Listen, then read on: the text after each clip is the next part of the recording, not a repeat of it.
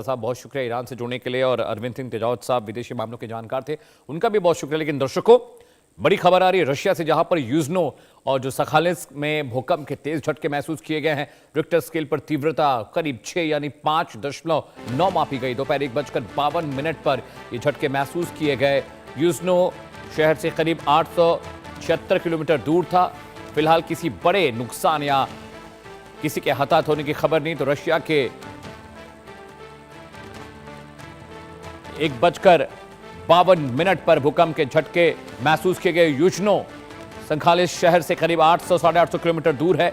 वहां पर भूकंप का केंद्र बताया जा रहा है और तीव्रता 5.9 इसकी मापी गई है। और वॉल पर हम आपको ग्राफिक के जरिए दिखा रहे हैं, मैप के जरिए, कि आखिर भूकंप का झटका कहां है। ये रशिया का मैप आप देख रहे हैं और ये almost eastern southern part of Russia है, जहां पर भूकंप के तेज झटके महसूस किए गए। और रिक्टर स्केल पर तीव्रता दर्शकों 5.9 करीब 6 होता है। ये एक खतरनाक जो वाइब्रेशन है इस स्केल का आने का मतलब कि बहुत नुकसान पहुंचता है। और ये दोपहर करीब 2 बजे के आसपास की घटना बताई जा रही है, जब रशिया में इतना बड़ा भूकंप का झटका महसूस किया गया है। रिक्टर स्केल पर तीव्रता 6 मापी गई है, 5.9, और अभी तक ज्यादा नुकसान या किसी के हताहत होने की खबर नहीं आ रही। ज्यादा जानकारी लेंगे, ज्यादा इंफॉर्मेशन समझने की कोशिश करेंगे इस घटना के बारे में। सूर्य प्रकाश कपूर जी मेरे साथ हैं, भूवैज्ञानिक हैं। सर बहुत बहुत स्वागत है आपका।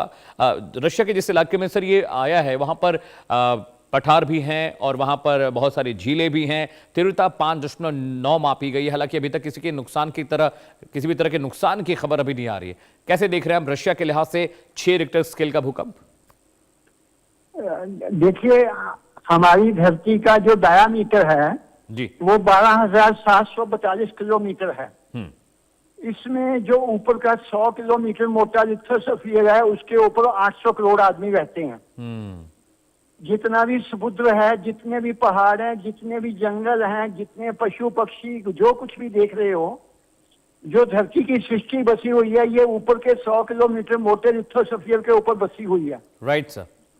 तो 100 किलोमीटर एक साइड से, 100 किलोमीटर दूसरी साइड से, 12,742 किलोमीटर से 200 किलोमीटर निकाल दूं तो बाकी 12,542 आग से भरा हुआ फुट वाला मैग्मा।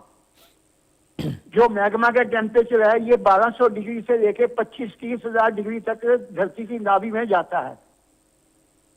तो हमें इस धरती के ऊपर जो जियोथर्मल एनर्जी है, उसी का जब ये जमा होकर विस्फोट होता है तो भूकंप आता है, उसको बिजली में कन्वर्ट करना होगा।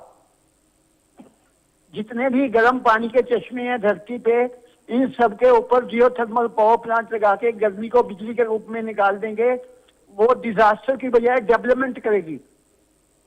तो हमें अभी तक हमने जियोथर्मल एनर्जी को सीरियसली नहीं लिया, और हमारा वेद भी यही कहता है कि जियोथर्मल एनर्जी की मैनेजमेंट से धरती जो है वो रहने लायक बनती है, धरती का विकास होता है। और इसको एज इट इज छोड़ दें तो भूकंप आके, सुनामी आके डिजास्टर होते हैं, विनाश होता है।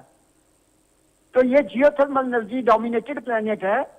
हम अपना ध्यान सूर्य की गर्मी के बजाय जियोथर्मल एनर्जी पे फोकस करें, और उसको मैनेज करने के लिए जितना भी ज्यादा से ज्यादा जियोथर्मल एनर्जी की बिजली बनाएंगे, उतना ये धरती जो है भूकंप रहित हो जाएगी।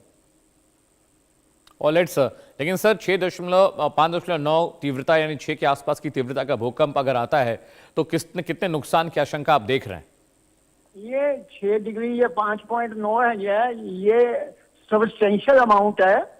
इसमें कैजुअलिटीज होना कोई बड़ी बात नहीं है, क्योंकि 4 डिग्री से ऊपर जितना भी है, जब 4 से 5 आया, 5 से 5.9 आया, तो this is severe category. There is probability of loss of life and property. तो सर अभी सिचुएशन वहां पर यह है कि ऑलरेडी रशिया वॉर में है, वहां पर ऑलरेडी जियोपॉलिटिकल इश्यूज हो रहे हैं। ऐसे में इस तरह के भूकंप के झटके दर्शकों रशिया को नुकसान और पहुंचा सकते हैं, क्योंकि ऑलरेडी यूक्रेन के हमलों की वजह से उनकी फ्यूल रिफाइनरीज, उनके जो प्रोसेसिंग यूनिट्स हैं, वो सब तबाह और बर्बाद हो गए हैं और वहां पर फ्यूल क्राइसिस हो गई है। ऐसे में रशिया में ये भूकंप आना दुखद है और देखने वाली बात होगी कि कितनी कैजुअलिटीज हुई, कितना नुकसान हुआ है। सूर्य प्रकाश जी बहुत बहुत शुक्रिया आपका। दर्शकों यहाँ रुक रहे छोटे से ब्रेक के लिए, लेकिन इंडिया न्यूज़ पर तमाम बड़ी खबरों को लगातार ट्रैक करें, कहीं जाइएगा नहीं।